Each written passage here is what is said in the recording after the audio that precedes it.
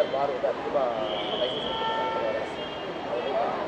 இல்லை, இந்த திமுக அரசை பொறுத்த வரைக்குங்க தமிழ்நாட்டு மக்களை குடிமகன்களாக மாற்றிட்டாங்க, குடி நோயாளிகளாக மாற்றிட்டாங்க, ஒரு மதுவுக்கு அடிமையாக மாற்றிட்டாங்க. ஆனால் அதை விட முக்கியமாக கவர்மெண்ட்டே மதுவுக்கு அடிமை ஆயிடுச்சு. ஏன்னா பட்ஜெட்டு டாஸ்மாக் வருமானம் இல்லாமல் போடவே முடியாது.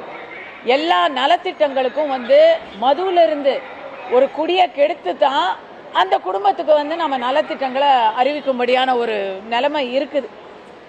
அதோடைய ஒரு நீட்சியாக தான் நீங்கள் இந்த பார்களை நீங்கள் பார்க்க முடியும். ஆனால் அதில் இன்னொரு மேட்ரு இருக்குது.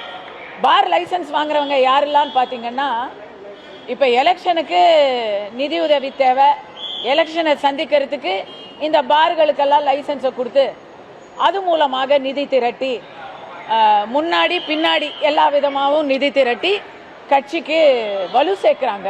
இது ஒன்று. போதை கலாச்சாரம்ங்கிறது ஒரு பக்கம் கஞ்சா, ஒரு பக்கம் மது, இப்படி கட்டுக்கடங்காமல் அவுத்து விட்டுருக்குறாங்கங்கிறத வந்து நம்ம ஒரு பெண்ணாக, தாயாக, ஒரு இந்த நாட்டில் இருக்கக்கூடிய ஒரு குடிமகளாக ரொம்ப வருத்தத்தோடு தான் பார்க்க வேண்டியது. பெண்களுக்கு பாதுகாப்பான மாநிலம்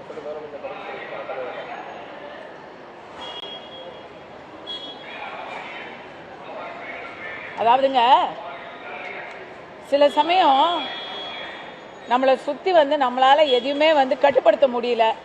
நான் சொல்கிறேன், தனியாக ஒரு ஓமை, இப்போ தனி மனிதன் நம்ம என்ன பண்ணுவோம், நம்ம சுற்றி வந்து நமக்கு பிடிக்காத விஷயங்கள் நடக்குது, நமக்கு ஒவ்வாத விஷயங்கள் நடக்குது, நம்மளால் எதுவுமே செய்ய முடியலன்னா கடவுளை நோக்கி ப்ரேயர் பண்ணுவோம், நம்ம வேண்டிக்குவோம், மறுபடி இது எனக்கு வந்து பாஸ் ஆகிடணும் அப்படின்னு ஜபிப்போம் பாருங்க.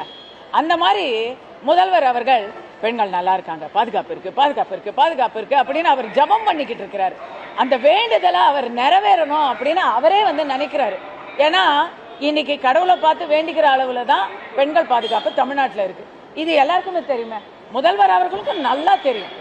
எங்க அவர் வந்து அங்க தொல்காப்பிய பூங்கால வாக்கிங் போறாரு காலையில, டெய்லி ராத்திரி 8 மணிக்கு மேல தமிழ்நாட்டில் எங்கேயாச்சும் வாக்கிங் போக சொல்லுங்க அவரை. அதுக்கப்புறம் அவர் இந்த வார்த்தையை சொல்றாரான்னு பார்ப்போம். பிளே ஸ்டோர் மற்றும் ஆப் ஸ்டோரில் இருந்து பாலிமர் செயலியை QR கோடு மூலம் பதிவிறக்கம் செய்யுங்கள். செய்திகளை உடனுக்குடன் பெறுங்கள்.